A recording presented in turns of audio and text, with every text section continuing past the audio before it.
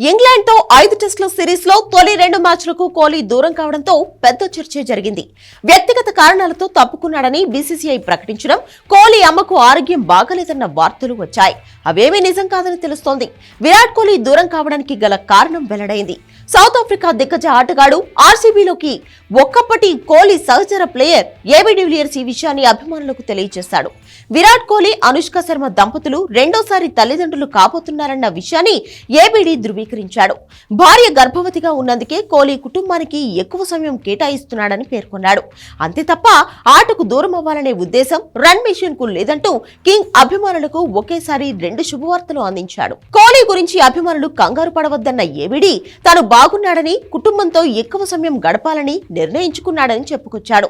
తొలి 2 టెస్టులకు దూరం కావడానికి కారణం ఇదేనని తాను అనుకుంటున్నట్టు చెప్పాడు. చాలా మంది విరాట్ ఇప్పుడు కుటుంబానికే ప్రాధాన్యత ఇస్తున్నాడని అనుకుంటారేమోనని, అది ఎంత మాత్రం కరెక్ట్ కాదన్నాడు.